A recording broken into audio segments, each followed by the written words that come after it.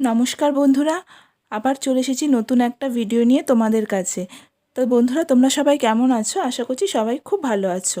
তো আজকে আবার একটা নতুন রেসিপি নিয়ে চলে এসেছি। প্রথমেই দেখলে যেখানে চিংড়ি মাছ রয়েছে আর এখানে রয়েছে পটল আর আলু। তো তোমরা নিশ্চয়ই আইডিয়াই করতে পারছো আমি কোন রেসিপির কথা বলছি এখানে। তো আমি এখানে পটল চিংড়ি রেসিপির কথাই বলছি বা বলবো। তো তোমরা পুরো ভিডিওটা দেখতে থাকো, স্কিপ করো না। কারণ আমি যে ভিডিওটা তোমাদের সাথে শেয়ার করছি সেটা পুরোটাই একটু অন্য রকম। কারণ আমরা সচরাচর সব ক্ষেত্রেই পেঁয়াজ রসুন দিয়েই মানে খেয়ে থাকি পটল চিংড়িটা, কিন্তু এটা একদমই আলাদা একটা রেসিপি। তো তোমরা প্রথমেই দেখলে যে আমরা চিংড়ি মাছটাকে ভেজে তুলে নিলাম আর পটল আর আলু একসাথে রেখেছিলাম, পরে ওগুলোকে আলাদা আলাদা করে পটলটাকে ভেজে নিলাম। একসাথে রেখেছিলাম, ধোয়াটা হয়ে গেছে, তারপরে পটলটাকে আলাদা আলাদা করে ভেজে নিয়েছি। আর এখানে মশলা হিসেবে আমরা ব্যবহার করছি শুধুমাত্র আদা, জিরে, কাঁচা লঙ্কা আর টমেটো। টমেটো এখানে পুরোটা আমি ইউজ করিনি, জাস্ট পেস্ট করার জন্য অর্ধেকটা টমেটো আমি ব্যবহার করেছি, আর বাকি অর্ধেকটা তোমার হচ্ছে আমরা তরকারিতেই দিয়ে দেবো। তো তারপরে কি দেখলে পটলটা আমরা পুরো ভালো করে ভেজে নিয়েছি। ভেজে নেওয়ার পর সেই তেলের মধ্যেই আমরা দিয়ে দিয়েছি তেজপাতা আর জিরে ফোড়ন। জিরে আর তেজপাতা ফোড়ন দেওয়ার পরে, তো তোমাদের যদি কারো তেলটা কম লাগে একটু তেল দিতে পারো, আর ওই তেলেই করছি যেহেতু পটলের তেল সবাই যেন কালো হয়ে যায়।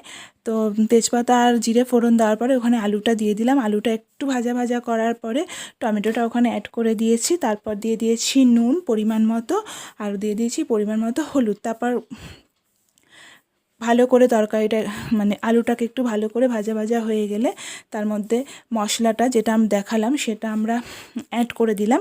আর মশলাটা অ্যাড করে দেওয়ার পরে ওটাকে বেশ কিছুক্ষণ ধরে কষিয়ে নিতে হবে।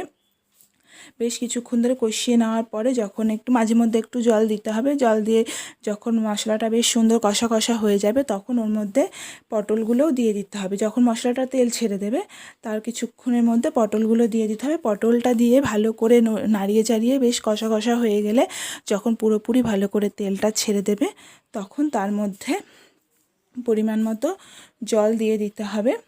আর জল দিয়ে বেশ কিছুক্ষণ ঢাকনাটা কিছু একটা ঢাকা দিয়ে ঢেকে দিতে হবে যাতে ভাপে ভালো করে সেদ্ধ হয়ে যায়। আর ভালো করে সেদ্ধ হয়ে যাওয়ার পরে ওখানে চিংড়ি মাছটাও দিয়ে দিতে হবে। দিয়ে তারপরে বেশ কিছুক্ষণ ফুটিয়ে নামিয়ে দিতে হবে। সবাই সাধারণত একদম শেষ মুহূর্তে গিয়েই চিংড়ি মাছটা অ্যাড করে, কিন্তু মা বেশ কিছুক্ষণ আগেই অ্যাড করেছে। তাতে মা বললো কিছুক্ষণ আগে দিয়ে দিলে বেশ ভালো গন্ধটা ছাড়বে, তার কারণে বেশ কিছুক্ষণ আগেই অ্যাড করেছে। করে তারপরে বেশ কিছুক্ষণ ফোটার পরে হালকা মিষ্টি দিয়ে তরকারিটা নামিয়ে দেওয়া হয়েছে। তো আমাদের রেডি হয়ে গেল পটল চিংড়ি, আর নিরামিষ পটল চিংড়ি, কোনো পেঁয়াজ রসুন ছাড়াই। তো তোমরা এই রেসিপিটা একবার ট্রাই করে দেখো তোমাদের কেমন লাগে।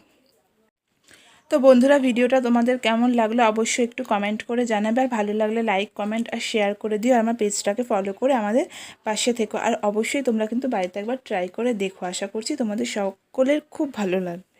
টাটা, দেখা হবে নতুন আবার একটা ভিডিও নিয়ে।